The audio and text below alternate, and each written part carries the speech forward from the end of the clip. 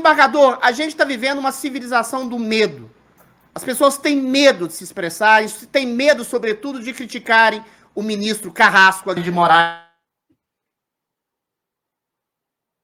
com prisão preventiva que se alastra até o infinito, e com medo, inclusive, de serem mortas na cadeia por exatamente comorbidades e abandono do Estado. O senhor acha que essa morte, essa trágica, essa desgraçada morte, pode absolutamente romper essa barreira do medo, em que frente ao descaso, à omissão e à ação ignominiosa de um juiz que está escarrando e destruindo a liberdade, a justiça e a democracia no Brasil? O senhor acha que essa morte pode ser, infelizmente, um ponto de inflexão nessa história de medo que está cerceando a República no Brasil contra esse tirano? Adriles, nós, os advogados do 8 de janeiro, e eu me incluo porque eu fiz a primeira sustentação oral, esse medo já acabou.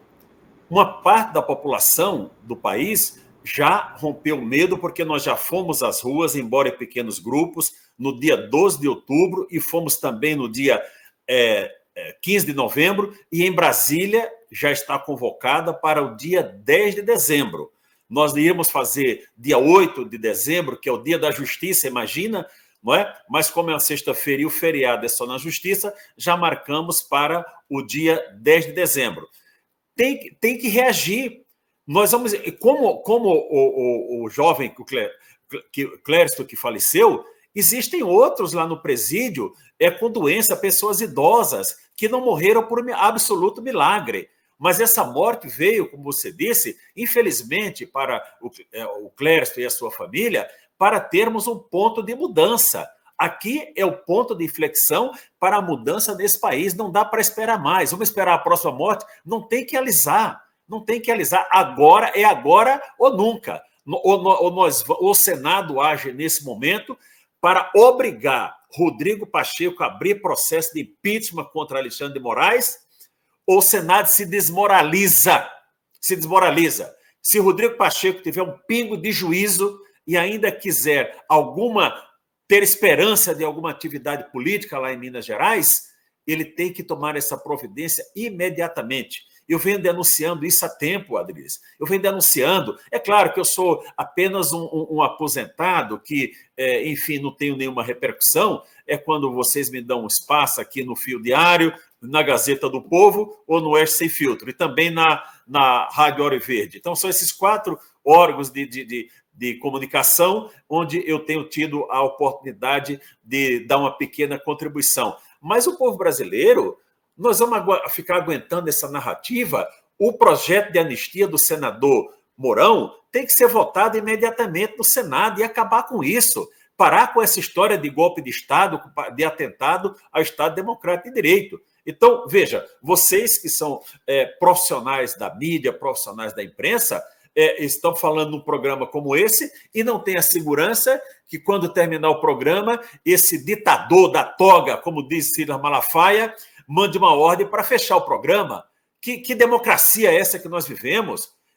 Essa fantasia de que, olha, tudo é atentado contra o Estado Democrático de Direito, e o Supremo Tribunal Federal é o responsável, junto com... Eu não quero falar de política, eu quero falar da justiça, mas o Supremo Tribunal Federal é o responsável pelo que nós estamos passando, e o principal responsável, Rodrigo Pacheco, porque disse alto e bom som: jamais vou abrir um processo contra o ministro do Supremo Tribunal Federal por suas decisões. E como as suas decisões são arbitrárias, decisões contra o povo, vai ficar calado?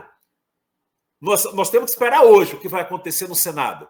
Essa é a hora das lideranças políticas nacionais, que estão caladas também, fazendo piadinha em Twitter, fazendo brincadeirinha, pequenos discursos, de convocar a nação. Essa é a hora que tem que ser feita. Satye, você tem uma pergunta para o desembargador? Tenho sim, Marco Antônio. Desembargador, ontem e hoje, a gente assistiu o vídeo do senhor prestando as devidas condolências à família do Clezão, que inclusive morreu, né? A imprensa está repercutindo que foi um mal súbito. Mal súbito seria se uma pessoa estivesse saudável e viesse de maneira repentina a falecer. A gente sabe que ele tinha suas comorbidades, ele era diabético, tinha 46 anos, era hipertenso e tinha uma série de complicações. E, óbvio, diante daquele cenário caótico, até o psicológico dele também foi abalado, e por esta razão também pode ter acontecido o óbito. Como o senhor acha que as autoridades políticas, o senhor está falando muito sobre as autoridades jurídicas, como o senhor é especialista, é um desembargador, é um advogado, como o senhor acha que o Senado Federal deveria reagir a essa situação que, ao que me parece, chegou no seu limite? O Senado deve reagir, começando hoje, votando a PEC, que limita as decisões monocráticas e os intermináveis pedidos de vista. Hoje também o Senado, Rodrigo Pacheco, deveria abrir processo de impedimento contra Alexandre de Moraes. O Senado deveria colocar em regime de urgência o projeto, já está há quase 30 dias, do senador Mourão, para acabar com essa história, conceder anistia e acabar com essa história de atentado contra as instituições democráticas, esses dois crimes, do artigo 359, L e M do Código Penal, que a maioria, uma grande parte dos presos de 8 de janeiro estão em curso desses artigos. Então, essas 3 ações do Senado têm que ser imediata. Votar a PEC, votar o projeto de anistia e abrir processo contra Rodrigo Pacheco e os demais ministros do Supremo Tribunal Federal. O Supremo está desmoralizado. O Supremo, infelizmente, perdeu a relevância. No país onde a Suprema Corte é proferida uma decisão e o povo não acredita, qual a moral que tem? Então, se os senhores ministros quiserem preservar a cabeça de Alexandre de Moraes, eles poderão perder a própria cabeça. Por quê? Quem não é aceito pela comunidade, não é aceito pelo seu jurisdicionado, é como se tivesse morrido. Imagina, um magistrado dá uma decisão e o jurisdicionado, não, esse magistrado fez totalmente errado contra mim, julgou contra a prova.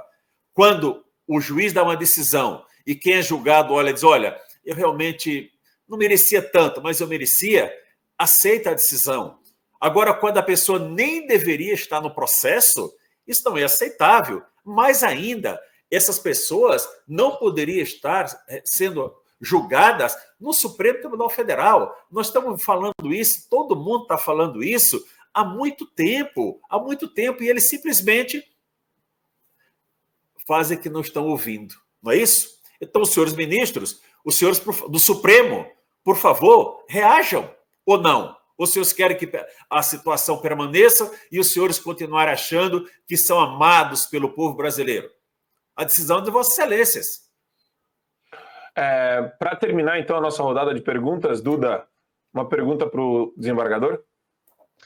Desembargador, eu vi o senhor comentando que, além de um impeachment, o Alexandre, talvez até outros ministros, talvez do Pacheco e todo mundo que está envolvido nisso, poderia responder não só sendo impeachmentado, mas também de forma criminal.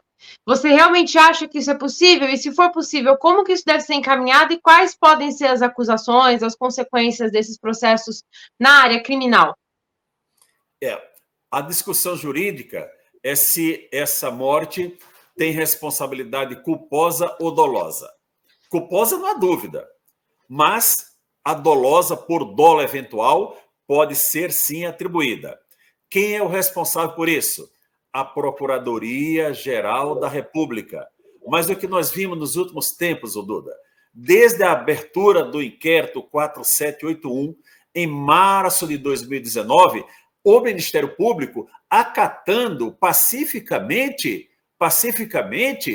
as decisões arbitrárias do ministro Alexandre de Moraes e, posteriormente, referendada pela maioria absoluta dos demais ministros. Então, o Ministério Público ou atua como uma instituição relevante para o país ou também cairá no descrédito. Cara, não adianta ficar agora com essa historinha, mas nós demos o parecer desde setembro, ou desde qual data, o ministro que não analisou, tirando o corpo fora. Não me venham tirar o corpo fora, não. Os senhores estão assistindo há 5 anos Alexandre de Moraes tomar as suas atribuições, estão aceitando em silêncio. Olha, Duda, eu estou indignado, eu estou revoltado com tudo isso. Aqui é um brasileiro revoltado. Não é possível que os demais brasileiros, que têm um mínimo de cérebro, não estejam revoltados com essa situação que está acontecendo no país. Os que têm o cérebro cauterizado, aí nós não podemos fazer nada, que estão na outra doutrina lá, não podemos fazer nada, que Deus tenha misericórdia deles. Mas nós, povo cristão desse país, que está vendo tudo isso, não pode assistir de camarote ou ficar em telefone, de WhatsApp, mandando mensagenzinha em grupinho. Não podemos. Nós temos que, ou o Senado age agora, ou o Ministério Público, a Procuradoria da República age imediatamente, ou nós vamos às ruas, vamos parar esse país. Ou nós queremos ser dominados totalmente. Eu deixo aqui a minha revolta, a minha indignação, a minha solidariedade à família do Cléristo. Essa foi a primeira vítima. E as vítimas que tiveram a sua moral dizimada, que morreram moralmente, que tiveram as suas esperanças ceifadas, seus projetos de vida encerrados. E essas pessoas todas. E quem está com tornozeleira eletrônica há tanto tempo, e o senhor ministro, olha, dou mais 90 dias, 120 dias para a Procuradoria fazer proposta de suspensão condicional do processo, de acordo de não persecução penal, melhor dizendo, e as pessoas envergonhadas com tornozeleira eletrônica. Quem paga esse dano moral, esse dano emocional, esse dano físico? Alguém vai ser responsabilidade, eu creio disso, em nome de Jesus, que alguém vai ser responsabilidade em cortes internacionais, mas também no Brasil. Isso tem que mudar, tem que acabar, brasileiros. Isso tem que acabar hoje, acabar ontem. Esse fato de ontem tem que começar a acabar hoje. E eu estou junto, com todas as minhas forças, para unir forças com aqueles que estão indignados, como eu, para fazer essa mudança.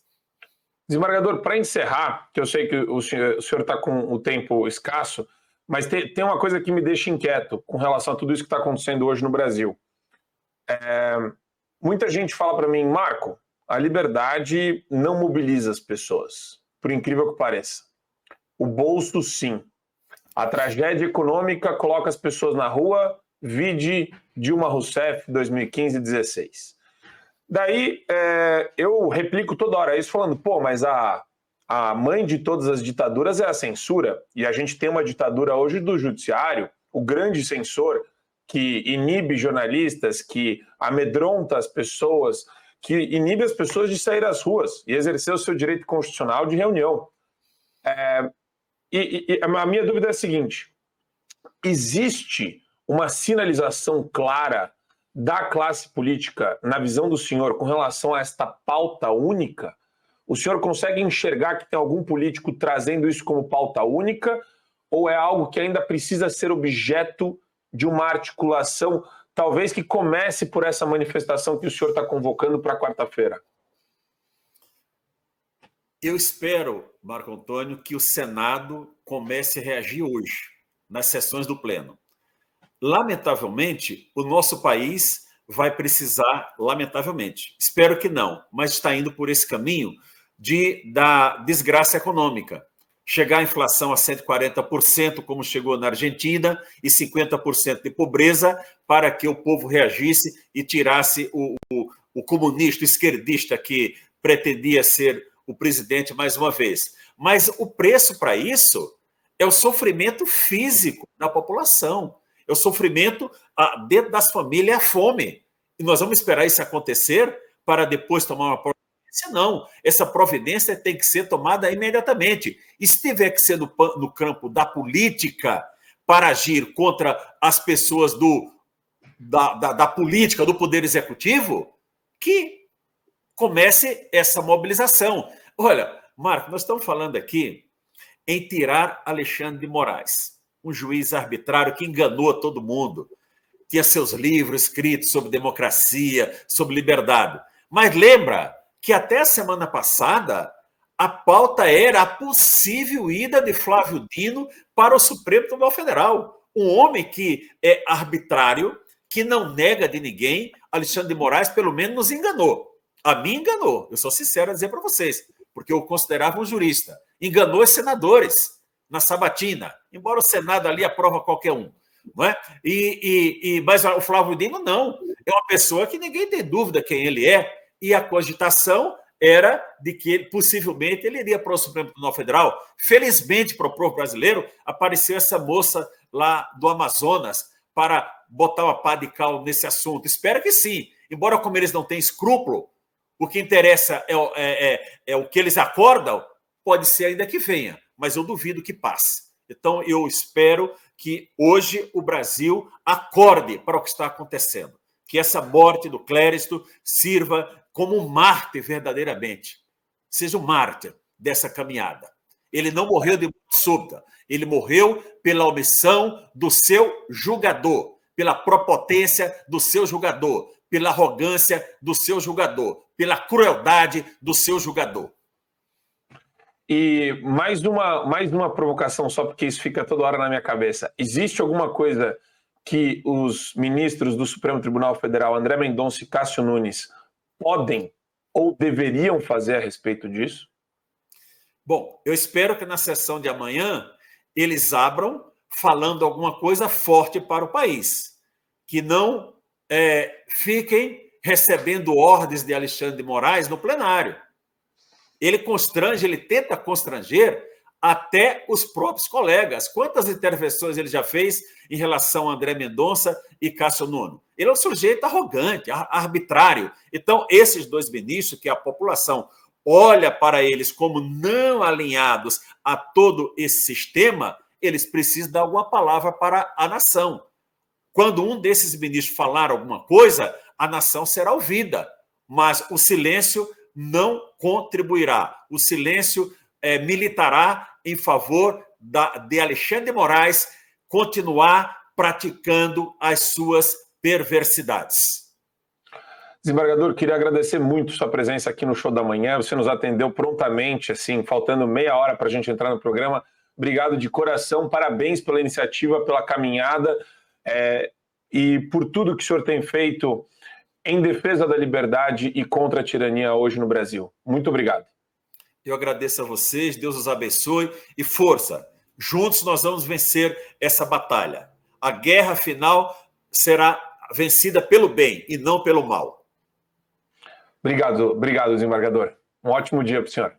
Para você ter acesso ao conteúdo integral do Fio Diário, é fundamental que você assine agora a plataforma e aproveite as condições que a gente tem promocionais para você ter todos os acessos aos programas. Adrilhe sobre tudo, Marco Antônio em Direita, Além do Ponto G, entrevistas com personalidades nacionais e internacionais, óbvio, Show da Manhã e várias outras atrações do Fio Diário.